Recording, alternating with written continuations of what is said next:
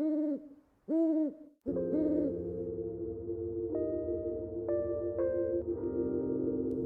weird stuff.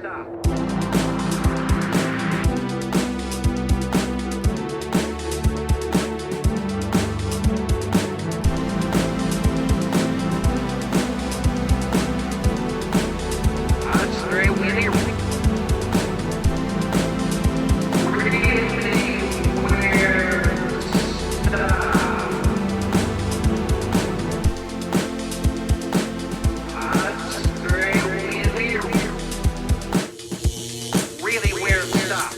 Really Weird Stuff is a holistic Twin Peaks podcast. That means we discuss each episode within the context of the series as a whole. In other words, spoilers abound. Welcome to Really Weird Stuff, a Twin Peaks podcast. I'm Jessica Baxter. And I'm Annie Malone. Today we're talking about Twin Peaks Season 1, Episode 7, the Season 1 finale.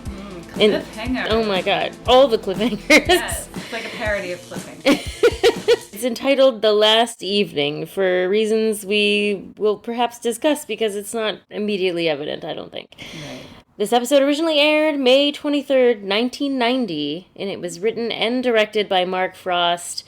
David Lynch was promoting Wild at Heart while this episode was going on, so he was busy, but apparently he was available for consultations.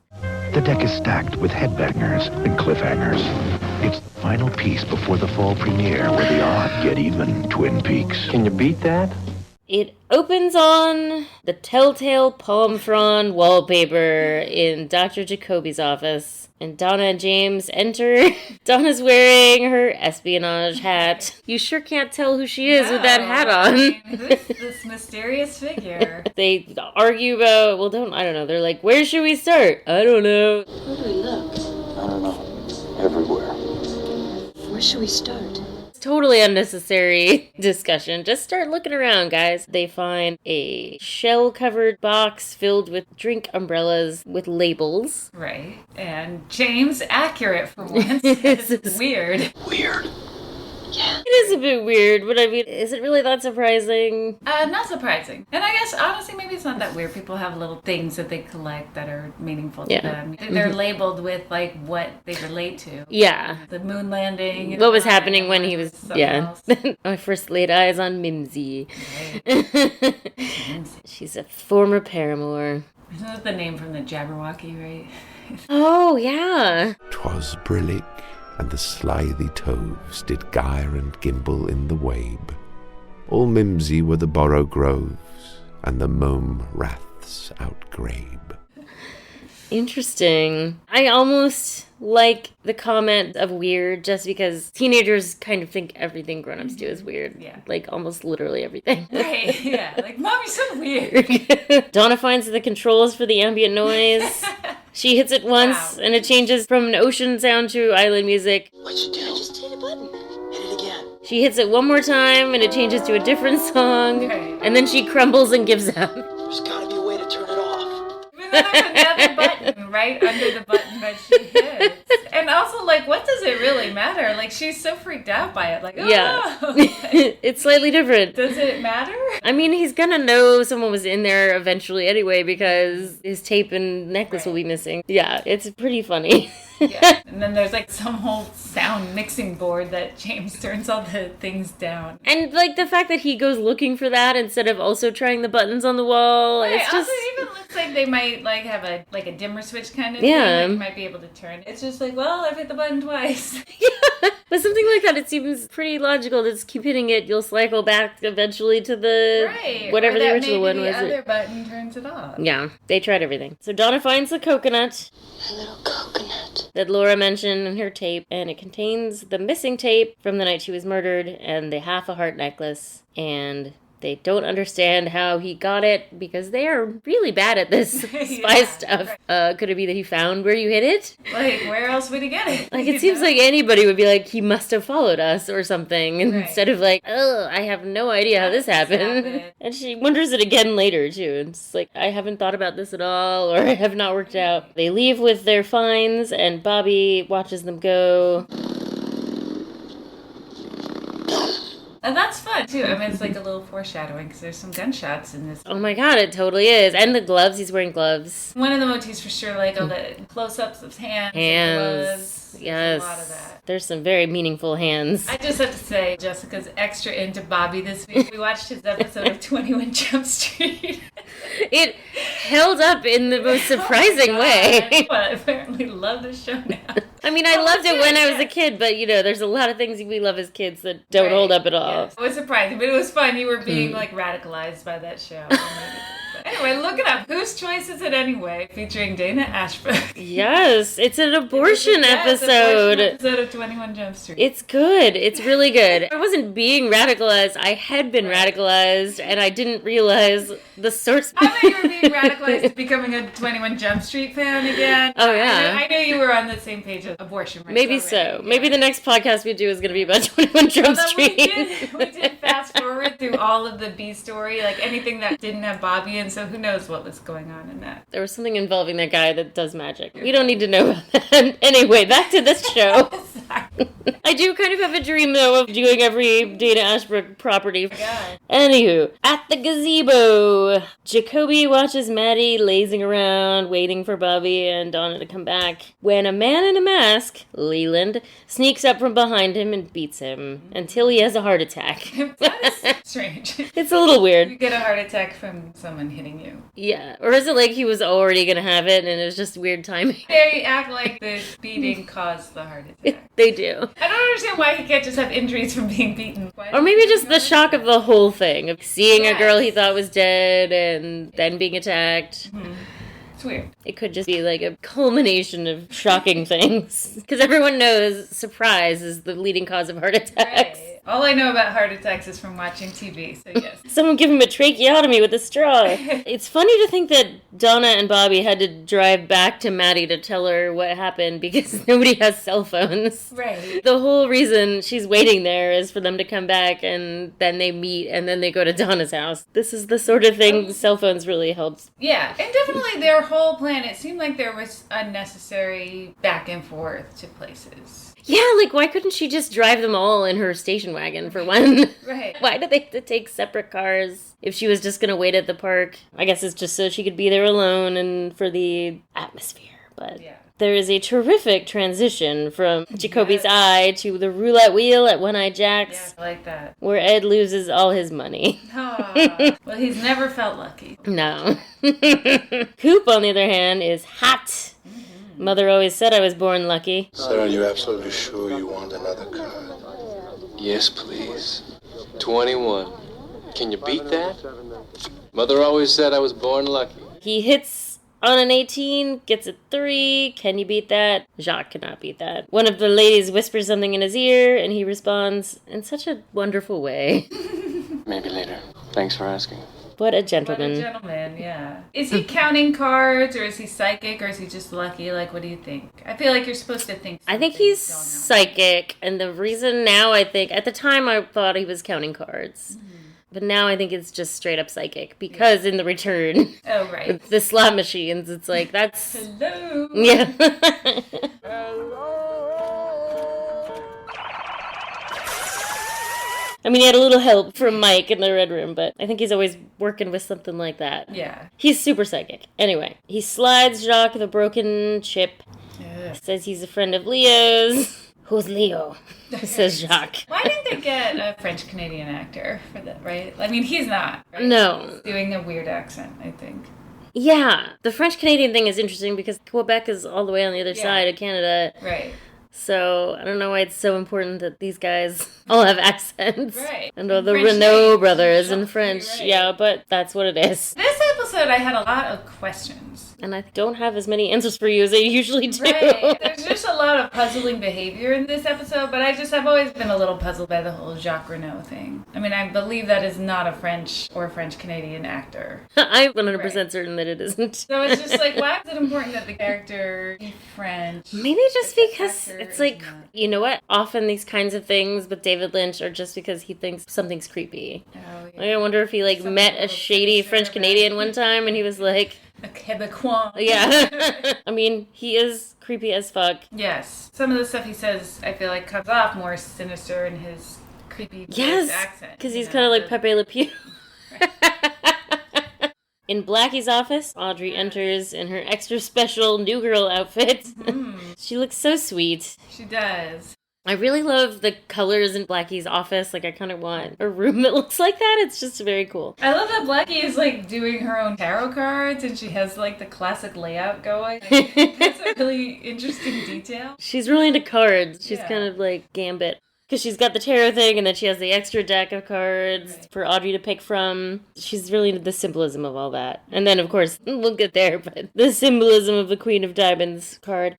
Audrey notices Coop on the security camera, and I really like the way she responds. Like, it's very much like a little girl in over her head. Something wrong. She asks Audrey to pick a card from a fan of cards on her desk, and she picks the Queen of Diamonds. Elsewhere, Coop is now at a small table with Jacques, undercover, pretending to be the bank for Leo's drug-running operation. I love Coop in this scene. Mm-hmm. He's doing such a great job. Well, I guess Kyle MacLachlan is doing such a great job of acting multiple levels of, like, undercover. Chip is a special significance. A very special night you spent up at your cabin. Here's a clue. Laura. How do you think a low-rent hump like Leo's been financing this little operation? You.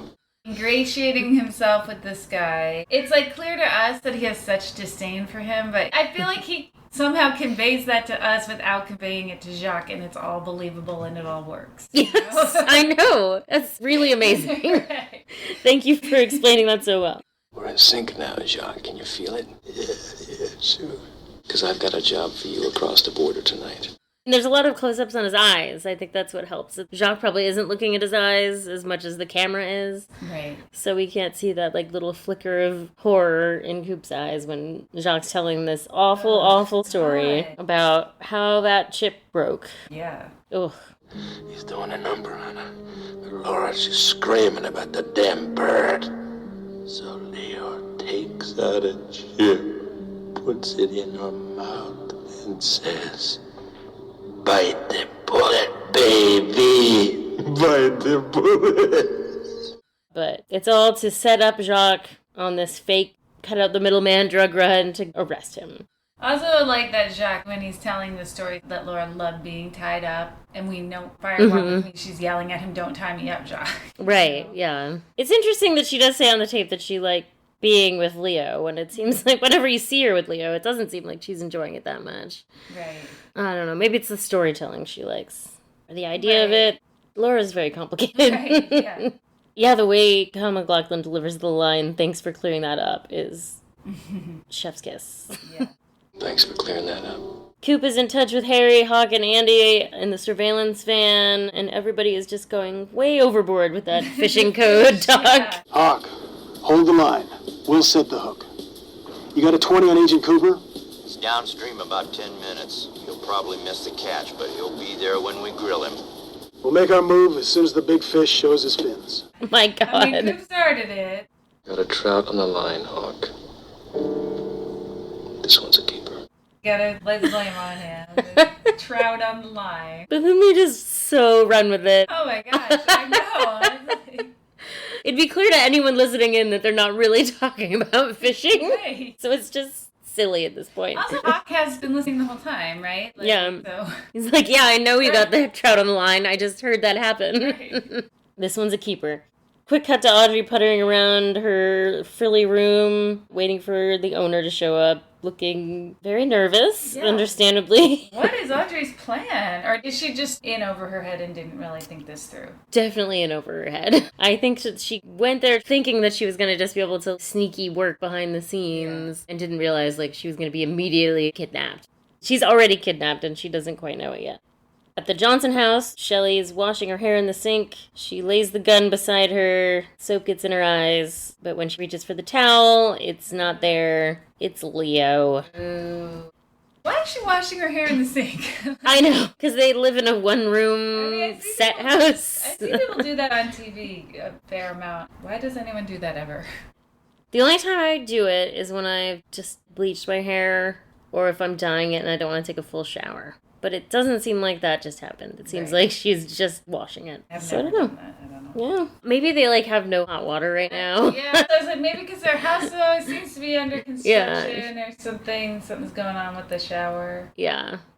Now that I'm thinking about it, maybe she wants to be more alert and ready because she has a gun right next to her. She doesn't want to get fully naked in a shower. Like, Oh my God, yes. That's exactly what it is. All right. I think you cracked it. I get it, Shelley. All right. Just want to have clean hair. Well, yeah, because her hair always looks so amazing. Yeah. Like, why would you not want to keep that up? I mean, sometimes your hair looks better the second time. She obviously knows what she's doing with her hair. Leo says, "You made me do this." Classic abuser language. It really is. Back at the stakeout, we hear in voiceover Harry asking Andy about Lucy. Is Lucy talking to you yet?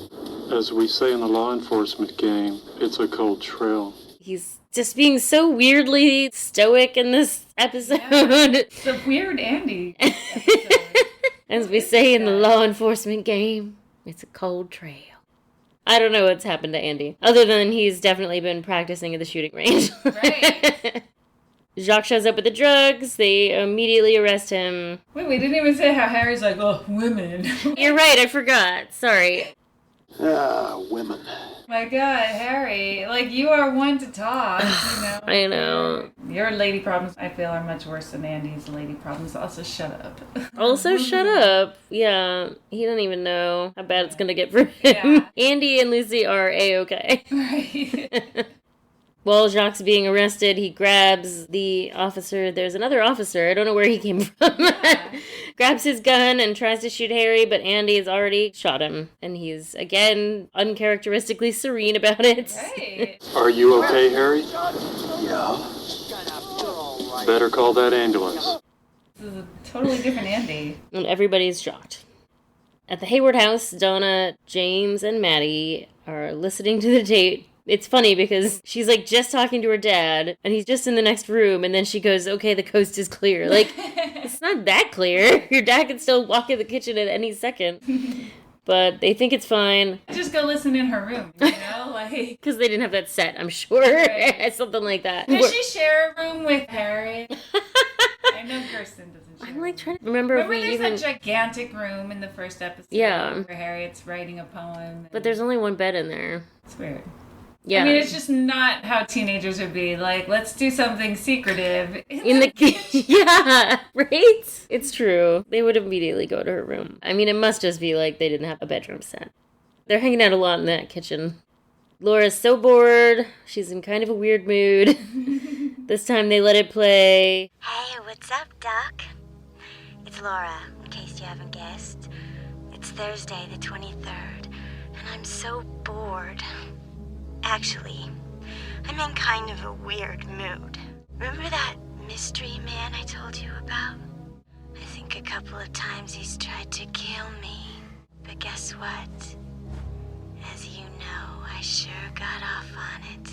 This guy can really light my Fire.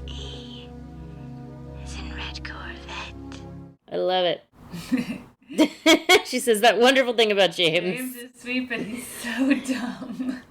God, James is sweet, but he's so dumb.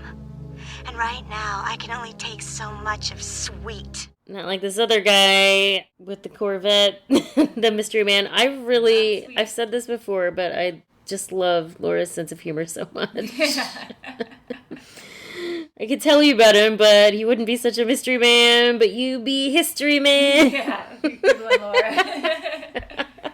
He wouldn't be such a mystery man anymore, but you might be history man. I laughed. I thought it was very funny. I mean that sincerely. Yes. That was a good one, Laura. Here Comes Mom with Milk and Cookies, also pretty funny. Yeah. Oh, here comes Mom with milk and cookies. The way she said it, too. Yeah. Also, I really admire Cheryl Lee's voice acting. Like, Maddie has a totally different voice. Yeah. When we were growing up, Laura and I were so close, it was scary. I could feel her thoughts, like our brains were connected or something. She absolutely does. And then you notice it, especially when Maddie's, like, putting on the Laura voice. Right. Like, oh yeah, those are two different voices, completely. Another amazing actor. I'm so glad we have Maddie. I mean, obviously it's part of the story, but it's just so nice to have Cheryl Lee as much as we have her. Right. My shut up James moment was, I might have gone my whole life. It's okay. I'm glad I heard her say it. I'm glad. I might have gone my whole life. What? Doing what? You've got to shut the fuck up, James. Whatever it is you're gonna say is a no, because about 5 minutes after she died, you're like into Donna. I know. Saying, I think I already was into you. Right. Beforehand. Oh my god, James he's just in love with whoever's in front of him. He is so dumb. And not even that sweet, honestly. Right. I do like that they at least check in on Maddie a little bit. I'm sorry I had to hear that. I'm okay. She's like, oh yeah, I am over here, and I'm okay. Right.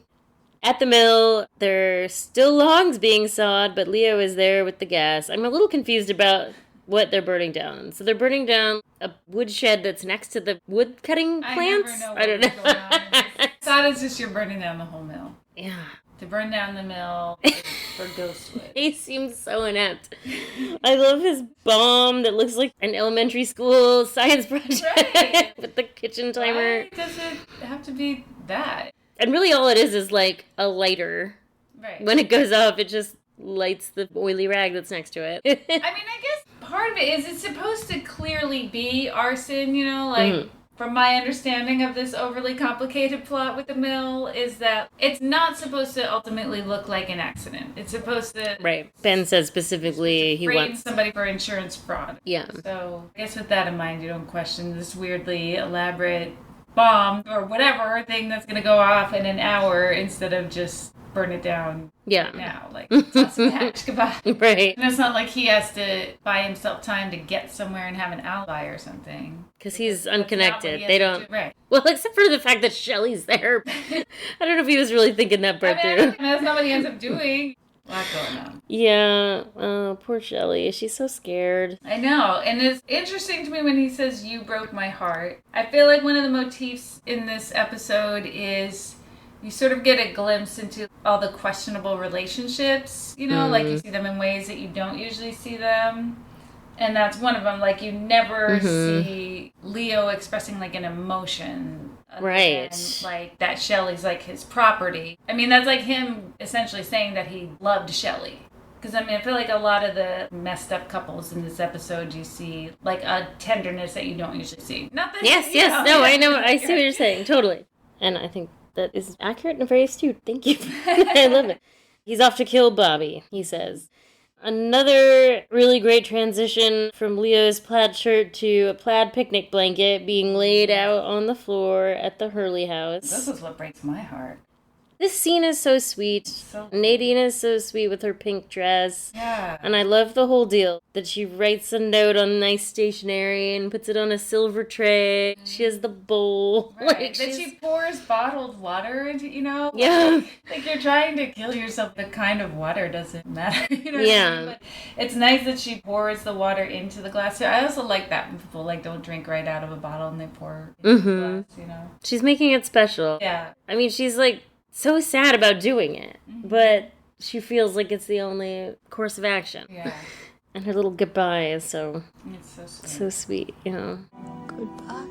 But don't worry about Nadine, she'll be fine.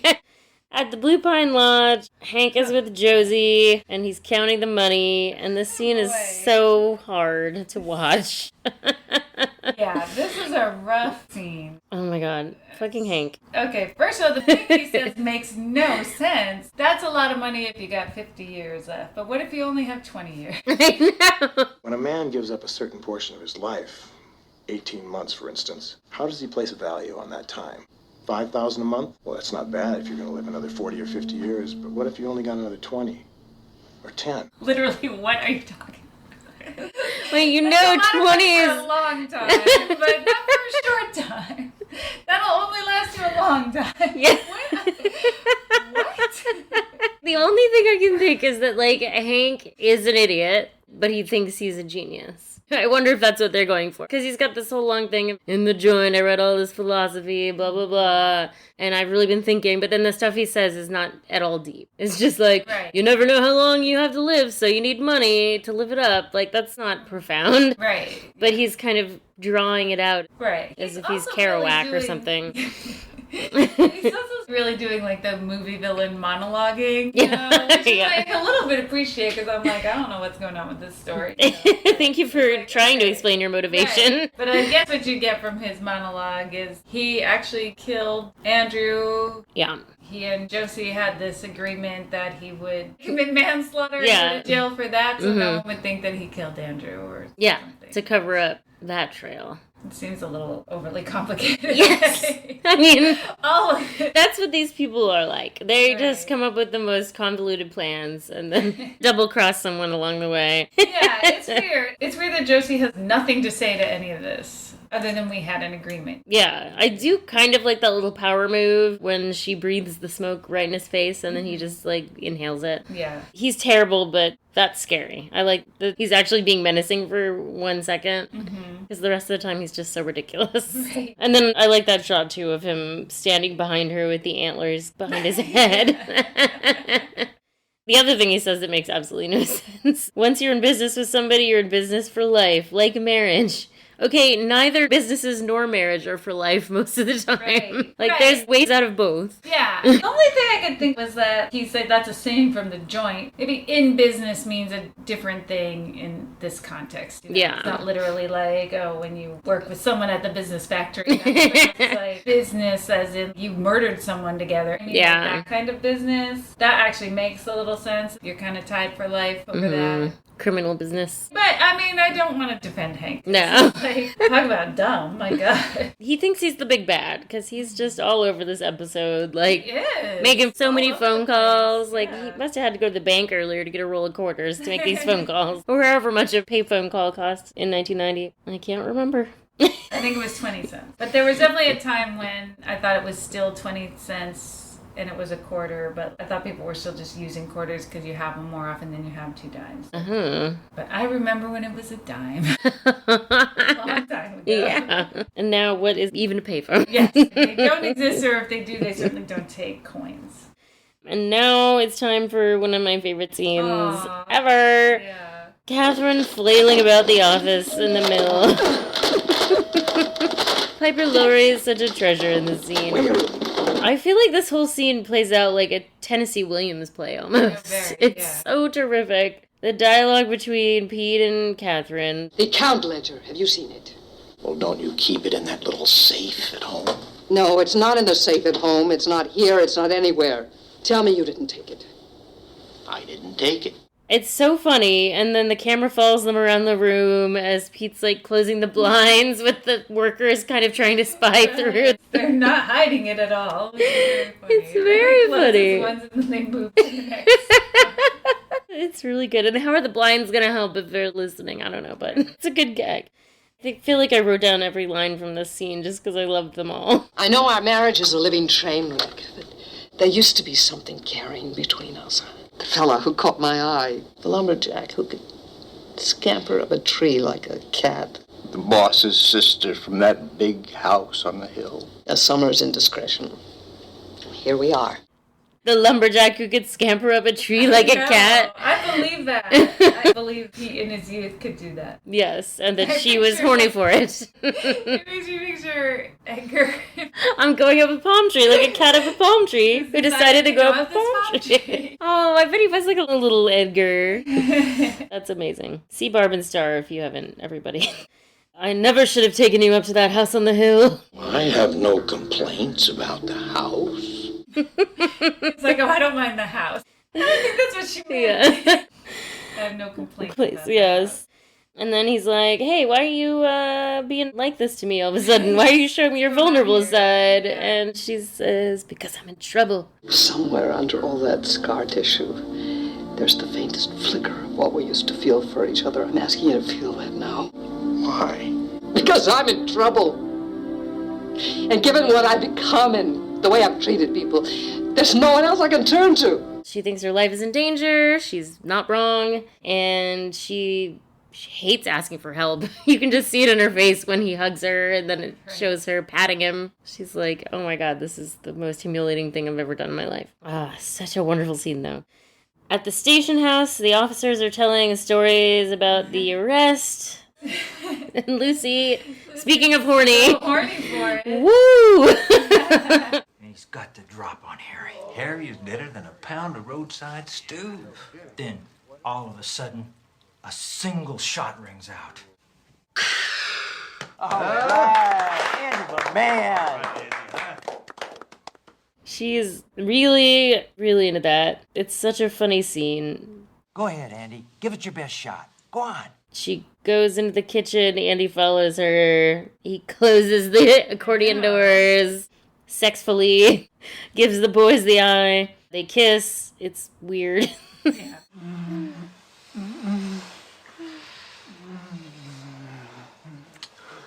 Then she confesses that she's pregnant, and Andy does not respond the way that she wanted him to. He's upset. She doesn't know why. And then he leaves in silence. And then they're mad at each other again. They reconciled for 20 seconds. Fresh coffee. Of course, we know it's because he thinks that he's impotent. Not impotent. Sorry. Sterile. Right. Clearly not impotent. Right. Sterile. Yes, that is a strange reaction without that context. Yeah. So Andy walks away. He's dazed, I guess. Lucy answers the phone, and it's Bobby doing a Leo impression, which is really cute. Would you care to leave a message? You tell him Leo Johnson said to check out James Hurley. He's an easy rider. An easy rider? You got that? Yes, I've got that, but Leo? Wait, Leo? He says, check out James. He's an easy rider. You know, like that movie. You get it? Did you see that movie? Right. And she's like, yeah, I saw it. I know exactly what you mean by this. We will look in the gas tank of his motorcycle. I mean, is that a thing from Easy Rider? Well, they're selling drugs across the country Yeah, but on is it motorcycles. hidden in the gas tank? At the hospital, Cooper and Harry are interrogating Jock. He says that Leo hit him with a whiskey bottle. We know it was Leland, of course. When he came to, Leo and the girls were gone. He also tells them that Laura was the one who talked Ronnet into making the ads, but of course that's pretty suspect. He doesn't know about the train car. He had to walk home 15 miles to his own house. Oh, poor guy. That's really far, though. It is, but I don't feel bad for him. No, I don't feel bad for him. I just was like, wow, that's really far. It's pretty far, especially in the middle of the night. And then Harry asks if Coop believes him, and then Coop says something which I feel is very perplexing, which is that he's too stupid to lie. Right. Which I don't think is true. I think he is stupid, but I think he lies all the time. I think he means in this specific situation. It made sense to me in a way. He's too stupid in the sense of not aware of what's going on, how much trouble he is in. Because I feel like he already did lie. He's told so many lies already. Right. I don't know. Maybe he means he's too stupid to tell a lie that I wouldn't detect. I don't know. Like, knowing that he really isn't the one who killed her. People who are into true crime, like, observe this thing where, like, people get questioned about something, and if they're innocent, they feel like, well, I'll just comply with the police because I'm innocent. So that's how things will shake out. And that is not a smart thing to do, as it turns out. But I don't feel like that's what Coop means by that. I don't know. Maybe he does mean something like that. Jacques Renaud thinks if I just tell the truth, then I'm... off the hook. Yeah, maybe. Yeah, I mean, I guess he is, like, admitting to having taken underage girls to his cabin and forcing them into prostitution, basically. So... maybe he means, like, he's already implicated himself in several crimes, so... Oh, right. Yeah, maybe if he was lying, he would lie smarter. Yeah. Maybe that's what he means. Well, I'm glad we figured that. Hayward tells Coop that Harry and Jacoby... Oh, yeah, I forgot to mention the fact that Hayward's there because... Right. Why? He's the only doctor in the whole town. He is a pediatrician, right? Yes. Like, can you just imagine that? Like, why is he called in? I really feel like he had some contract. Yeah. I'm going to be in pivotal scenes a lot because it makes no sense. It never makes any sense. He's just everywhere. He's being a doctor anywhere. It makes no sense. I mean, they're in a hospital, so he's not the only doctor around, you know? Yeah, they're like literally paging 3 other doctors while he's there. I don't know. But they called him in. Right? Because of Dr. Jacoby. Yeah.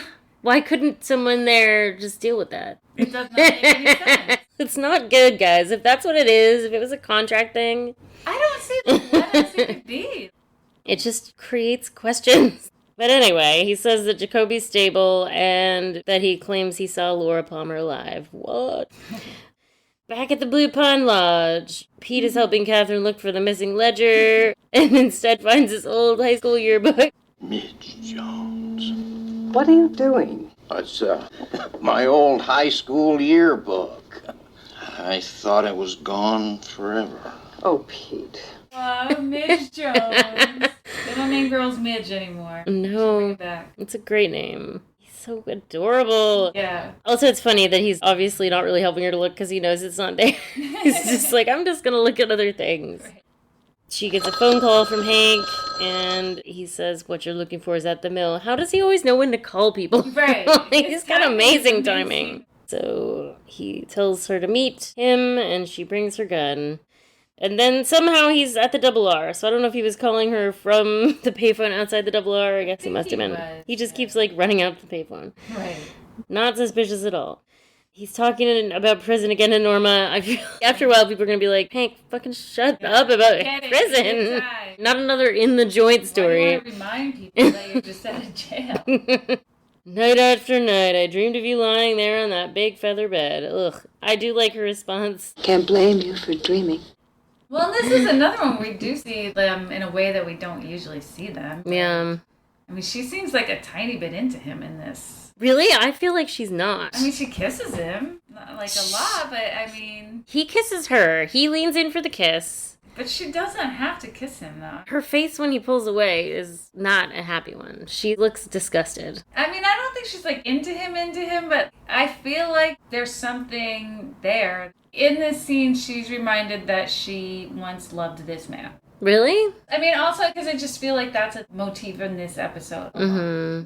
I don't know. I'm getting a lot of, like, I'm trapped in this relationship vibes from her. I don't think she's, like, into him, but in this scene she has... Even ambivalence is too strong. Things are off with her and Ed right now. Yeah. He's so gross, though. I don't know what's going on. Yeah. I love Norma so much. It kills me that she's so passive in her romantic life. Yeah. Take some time for yourself, first of all. Right. And then get divorced and find a guy who's single. You'd be pining after Ed. Yeah. Might have to go to Spokane or something, but you don't have to settle for either of these guys.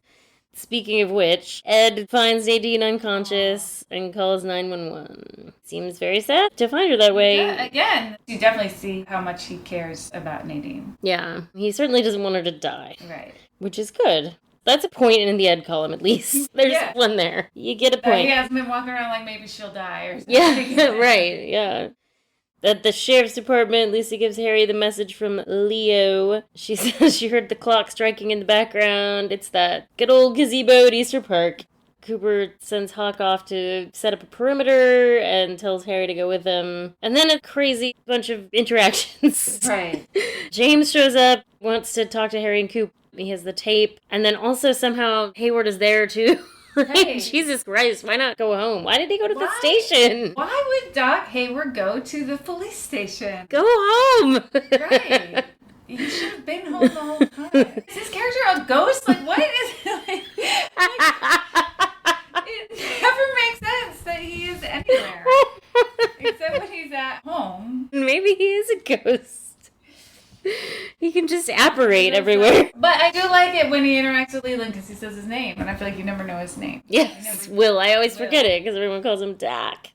That's the other thing. Leo walks in the door, and I would say he's messy. He's a bit messy. He's kind of in a between state, I think. Yeah, but you've seen him messier. Yeah. I think it's because he and Bob both want the same thing, which is... You've got the killer? We've arrested a suspect, Lee, that's all. But is it the man, Harry?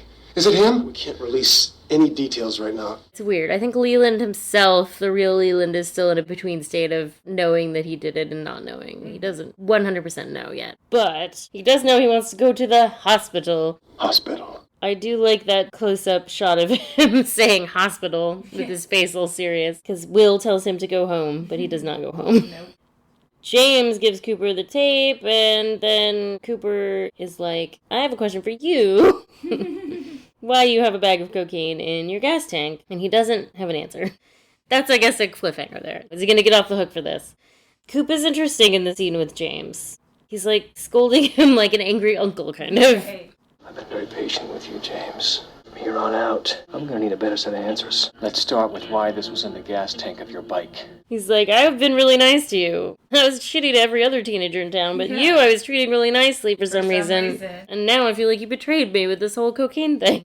Coop is kind of misstepping. Him saying, like, let's call off the surveillance at Leo's house. Yeah. Just based on Lucy thinks that Leo called from the park, you know? Right. That's a big misstep there. That's true. And then, like, Coop is supposed to be so psychic and intuitive, but, you know, why isn't he putting any of that together? Maybe someone set James up. Right. We found it because someone called and told us to look. You know? Right.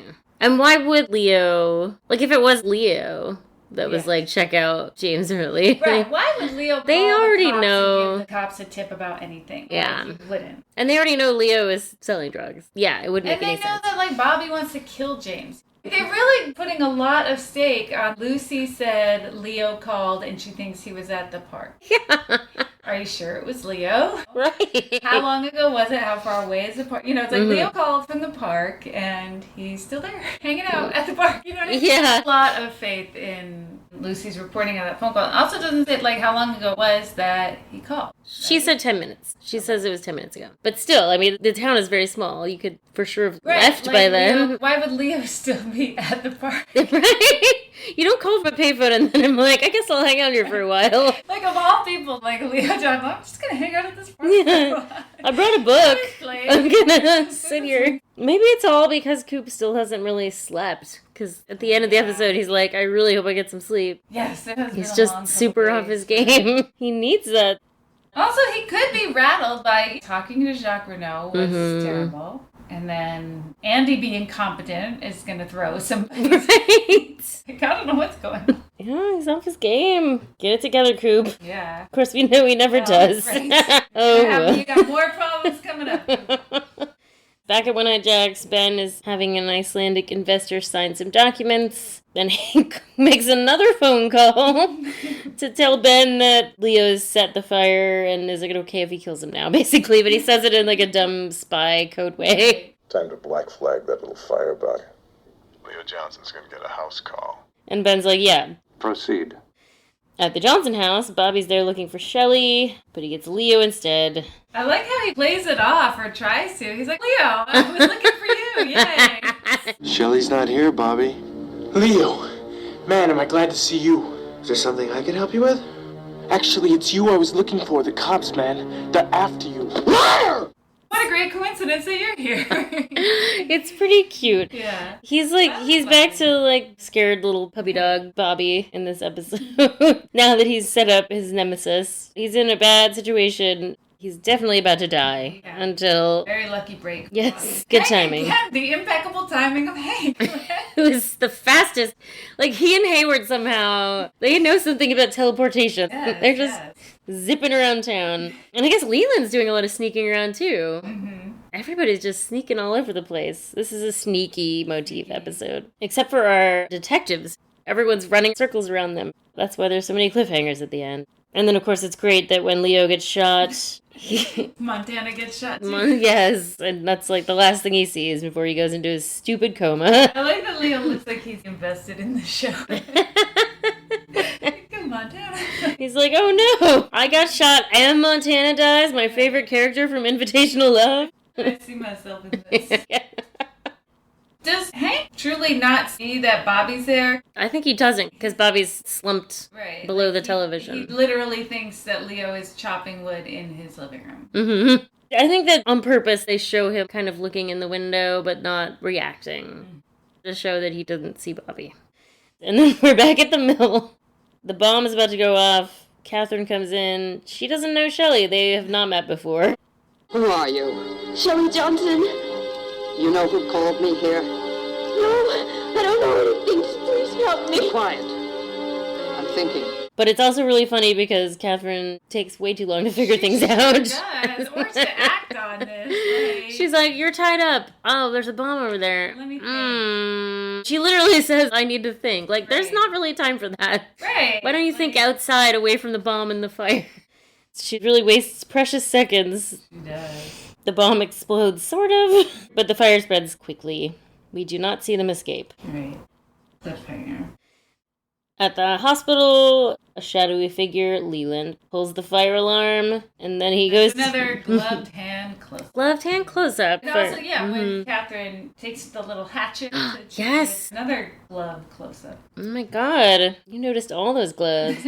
Gloves are scary. Especially when you see those gloves on Leland. You think back to Fire Walk With Me. Oh my god.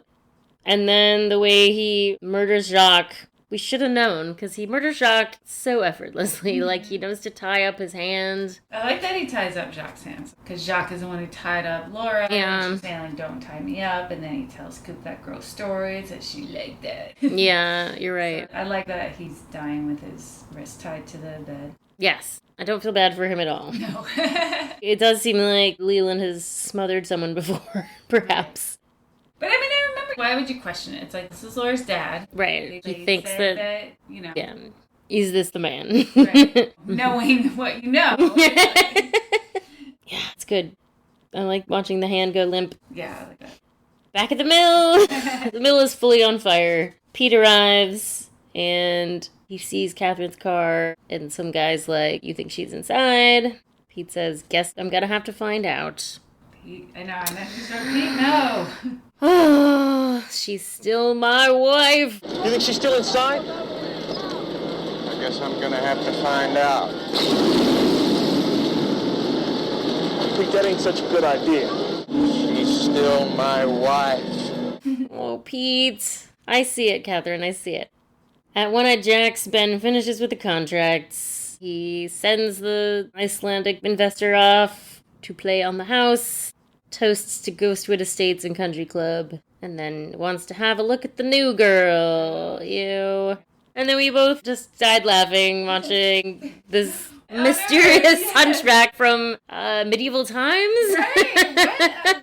Why? Seamstress with the hunchback sewing the... It's not thematic in any way. Why is this person... so strange. Yeah. Cloaked figure. Yeah. The theme here is playing cards, and she's the Hunchback of Notre Dame. So it has to be like her own outfit. This character is like, this is how I dress every day. And you can't make me wear one of your uniforms. Okay. And then I don't even understand what she's doing, sewing a giant playing card onto Audrey. I guess, is that the thing that right before the new girl starts, she picks a card, and then they sew a giant card of that onto her outfit? And she becomes that persona. I don't know. I don't know. I mean, is Queen of Diamonds supposed to be a Manchurian Candidate thing? Ooh. Do you think that's why she picked it? I don't think that's why she picked it, but I feel like that tracks. They like to reference the noir. And yeah. Also, I feel like, why wouldn't it be? I mean, you see they like to reference the classic noir films anyway. But then also there is like a little incest plot in that movie. Oh my god, you're right. I forgot about that. Yeah, it was like a very little tiny... Wow. I love it when this stuff can still blow my mind like that. That's amazing. You're my noir database here. I just don't remember any of those movies for some reason. Yeah, that is another one I watched a few times with my brother. Oh, yeah. And then the Ben Horn motif of him walking and quoting Shakespeare again. So gross. Close your eyes. This is such stuff as dreams are made of. Audrey recognizes his voice and is understandably horrified immediately. And that's her cliffhanger. Yikes! Yeah. Oh boy. And she doesn't even know how much worse it's going to get for her. Right. Even immediately. Not even long term. We're talking short term bad.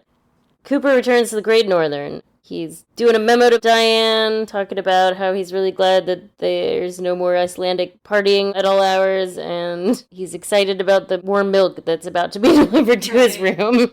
I ordered some hot milk from room service. Here's hoping that does the job, and I'll be able to catch a few hours of quality sack time.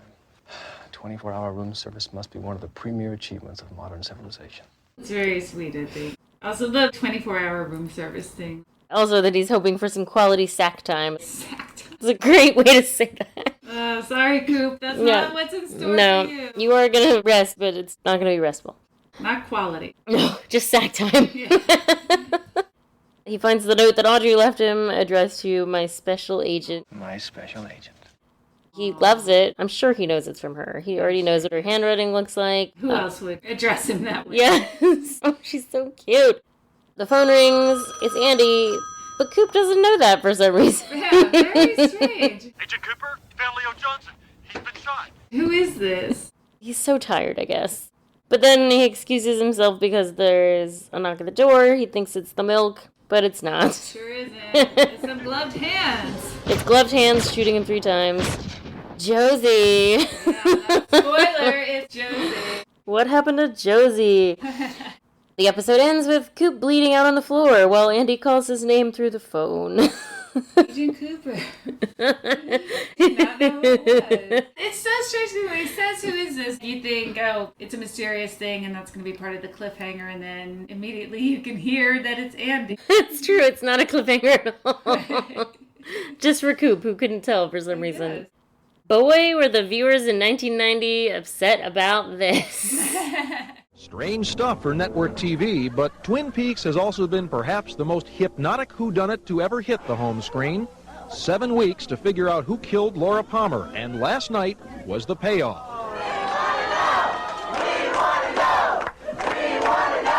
All across the country, they gathered in groups, devoted peekies glued to the tube to see if they'd correctly cracked all those cryptic clues. Who killed Laura Palmer? The receptionist. I think it's Leland. I think it might have been Audrey. I think the butler did it. The tension was so thick, you could hear the jelly dripping out of a donut. And then...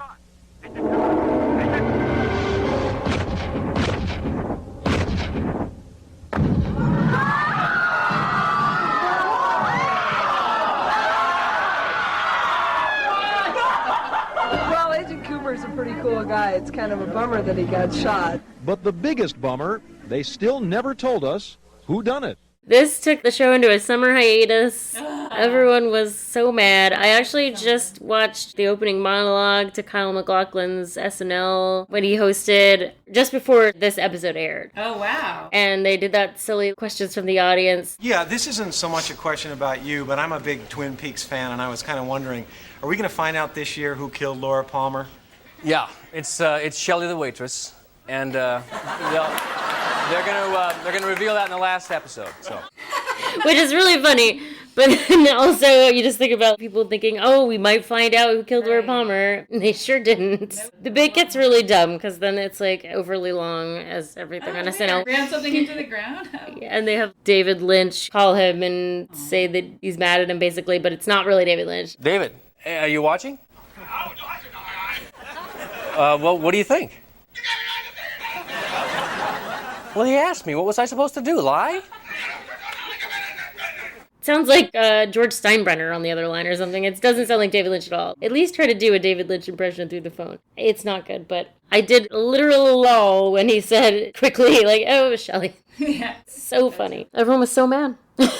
And they weren't less mad when the next episode premiered, even though it's one of the best episodes of all time. So good. I just watched it the other day. I'm excited. But first, we have some awards to give away. Ladies and gentlemen, the Roadhouse is proud to welcome the Ceiling Fan Award. That's an easy one for me.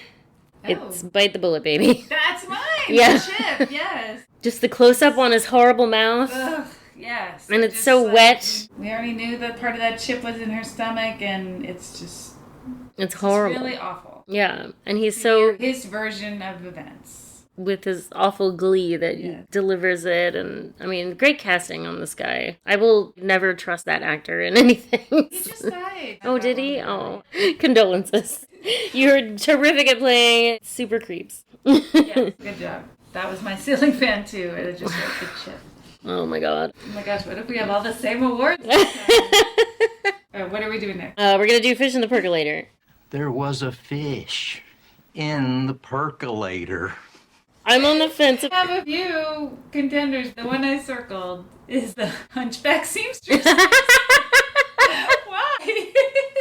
That's an excellent one. I feel like that's a good way to go. I was just kind of going between Pete lines. Well, Pete or Catherine, because I love Catherine's line about scrambling up the tree like a cat. And I have no complaints about the house. So it's between those two, but I guess it's that scene, maybe. Closing the blinds thing. That's also very funny. That whole scene. Can I give it to a scene? I think you can, yes. Okay, I'm going to. Go get a ruling on this. Okay, yes, all right. Thank you, judges. Arbitration. You guys don't know, but through the magic of editing, we just went away and did a long... Arbitration, we've learned, is a very quick process. You have something to arbitrate, boom, it's done. Don't even worry about it. So I'm giving it to the little mini Tennessee Williams play that we have between Pete and Catherine. It's so wonderful. Did you ever see that State sketch that was like Tenement, but without swearing? Yes. Let's get milk-faced and hum like rabbits. I'm so glad you saw that. I love that one so much. I saw everything of this tape, but I don't remember everything because I haven't rewatched in like 20 years, but yes. I'll never forget Tenement made for TV. It was so good. I guess we do talk about a lot about, we were both very tickled by that concept. The edited for TV jokes. And that comes up a lot in Twin Peaks because their like insults are so for TV. I know. Apparently the best thing to call Leo in this universe is a hump. That's so strange. The two people separately have referred to him as a hump. And then there was the hunchback. They connected somehow. I think they must be. It's all connected, baby. That Leo is. Yeah, you're like that seamstress at One-Eyed Jack's. I'm sure she's a very nice lady. Well, maybe she's not, actually. Well, she's involved in human trafficking, so never mind. I take that back immediately. I changed my mind. I'm not sorry. All right, let's do that LVP. LVP, I had some contenders, but I ultimately had to go with Josie. Oh! I mean, Josie, I feel like in general sucks. I just feel like she's so blah in that scene where she just lets Hank monologue. I just, She didn't do anything. She did not bring value to this episode. You're right. Well, and she tried to kill Coop, which is not great. Right, that's the other thing. Right? She doesn't have anything to say to Hank, and then she goes and shoots Coop for some reason, which I don't remember why she did that. She thinks he's onto her, but he isn't. You're right. But she, for some reason, thinks he is. Right. Just kind of self-involved. Yeah. Right. Not everyone's always thinking about you with Josie. Well, I'm giving it to Hank just because I just hate seeing him everywhere all the time. All over the place this episode. And his monologues are boring. And See, I'm surprised though because he does inadvertently save Bobby's life. He does. Ah! Damn it. The impeccable timing came through that time. You're right. Fuck. So I might have to change my answer because you're right. That's very important. I'm gonna get a ruling from the judge on this. Yes, she says you can change your answer. That's super. Okay. All right. Well then, who am I gonna give it to though? My other top contender was Jacques Renault. Yep. All right, there we go. I'll give it to him. He's the worst. He's pretty bad. I don't like him, and I'm glad he's dead. In the show, not in real life. Right. Gosh, right. In real life, I am sad that actor is dead unless he did bad things, in which case, okay. I don't know. Anyway, let's flag this whole section. Woo! All right, it's time for that MVP. This was actually a tough one for me this time. I didn't feel like there were a lot of contenders. So next episode, I feel like there are a lot of top contenders. But my MVP this episode is Laura. Aww. I know you like when it's Laura. Yes.